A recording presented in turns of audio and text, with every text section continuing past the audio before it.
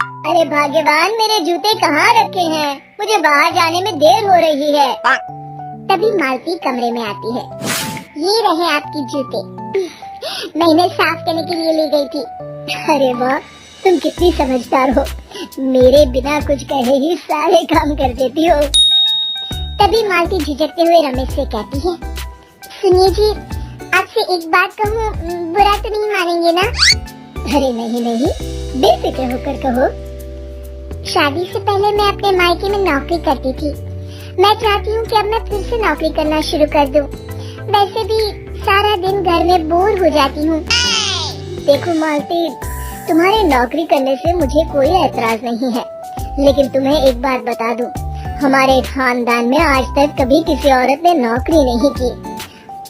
फिर भी एक बार तुम माँ से पूछ कर देखो, अगर वो तुम्हें नौकरी करने की इजाजत दे देती है तो अच्छी बात है। रमेश वहाँ से चला जाता है।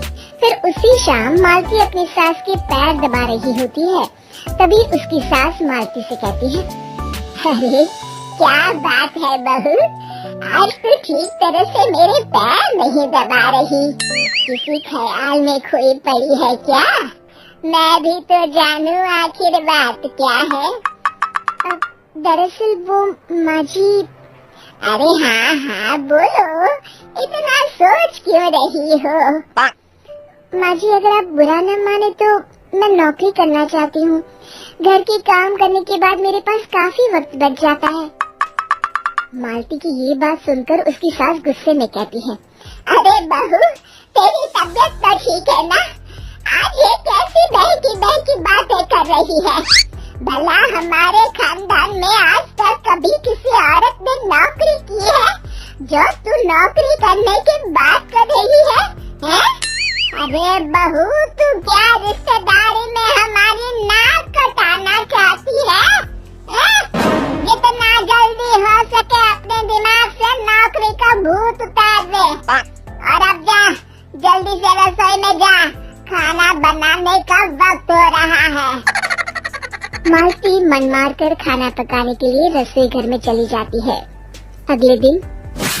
नमस्ते माँ जी, कैसी हैं आप? अरे आओ आओ दिवाकर बेटा, बैठो, मैं तुम्हारे लिए चाय मंगाती हूँ।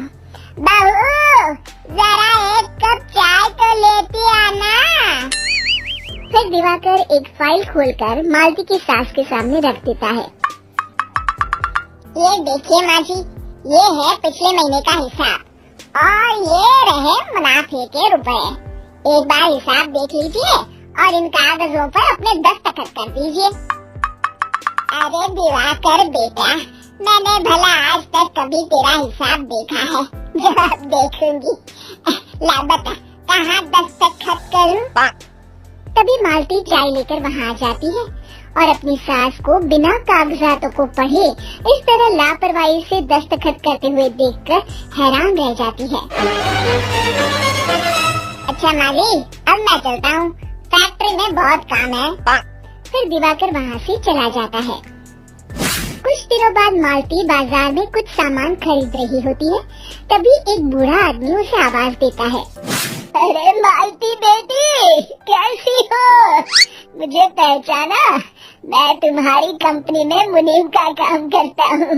हाँ चाचा जी, मैं आपको बिल्कुल पहचानती हूँ। कहिए, कैसे हैं आप? मैं तो ठीक हूँ, कंपनी में कुछ भी ठीक नहीं चल रहा, यहाँ तक कि हमें ठीक वक्त पर तनख्वाह भी नहीं मिलती। ये आप क्या कह रहे हैं? अब क्या बताऊँ, आप लोग तो कभी हिसाब किताब देखने दफ्तर आते नहीं। मेरी मानो तो एक बार आप लोग दफ्तर आकर सारा हिसाब किताब देख लो, आपको असलियत पता चल जाएगी। अच्छा बेटी, अब मैं चलता हूँ, देर हो रही है। फिर वो बूढ़ा वहाँ से चला जाता है।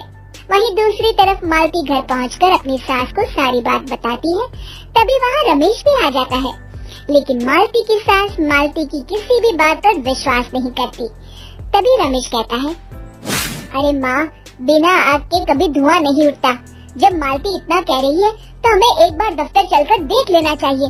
वैसे भी हम लोग काफी दिन से अपने दफ्तर नहीं गए हैं। इस तरह किसी एक आदमी के भरोसे काम छोड़ना मुझे भी ठीक नहीं लगता। अगले दिन वे सभी अपने दफ्तर पहुंचते हैं और सीधे दिवाकर के कैबिन में जाते हैं। अचानक सबको एक साथ देखकर दिवाकर चौंक जाता है। अरे माँ जी, आप सब लोग अचानक यहाँ कैसे आ गए? अगर कुछ काम था तो मुझे एक फोन कर दिया होता, मैं आपके घर आ जाता। तभी मालती की सास कहती है, अरे दिवाकर बेटा, आज मैं हिसाब देखने दफ्तर आई हूँ, जरा मुझे पिछले 6 महीनों का हिसाब दिखाना तो बेटा। दिवाकर घबराते हुए हिसाब की फाइल मालती की सास को देता है। मालती की सास फाइल लेकर मालती को देती है और कहती है, ले बहू, देख ले हिसाब। मालती फाइल को बड़े गौर से देखती है और अगले ही पल उसे सारी गड़बड़ी समझ में आ जाती है। वो अपनी सास से कहती है, माँ जी, मुनीम चाचा बिल्कुल सही कह रहे थे। हमारी कंपनी में पिछले 6 महीनों में जितना मुनाफा हुआ है, हमें उसका आधा पैसा भी नहीं मिला। क्यों समझ लीजिए कि 1 रुपए में सिर्फ चवन्नी ही हमारे हाथों में आई है। मालती की बातें सुनकर मालती की सास गुस्से से दिवाकर को पूछती है, क्यों दिवाकर, मेरी बहू जो कह रही है वो सच है? दिवाकर समझ जाता है आज उसका भांडा फूट चुका है। वो गिड़गिड़ाते हुए कहता है, मुझे माफ कर दीजिए माँ जी, मैं पैसों के लालच में अंधा हो गया था। अरे वाह दिवाकर, तू तो एक नंबर का चोर निकला। इतने दिनों से मैं तुझ पर आंख बंद करके भरोसा करती रही और तू मुझे ही चुना लगाता रहा। अभी के अभी निकल यहाँ से और दोबारा अपनी शक्ल मत दिखाना। दिवाकर वहाँ से भाग जाता है। मालती की सास मालती को शाबाशी देते हुए कहती है, बहू, आज मैं समझ गई कि पढ़ाई लिखाई हमारी जिंदगी में कितनी जरूरी है। मैं बहुत किस्मत वाली हूँ जो मुझे तुझ जैसी बहू मिली है।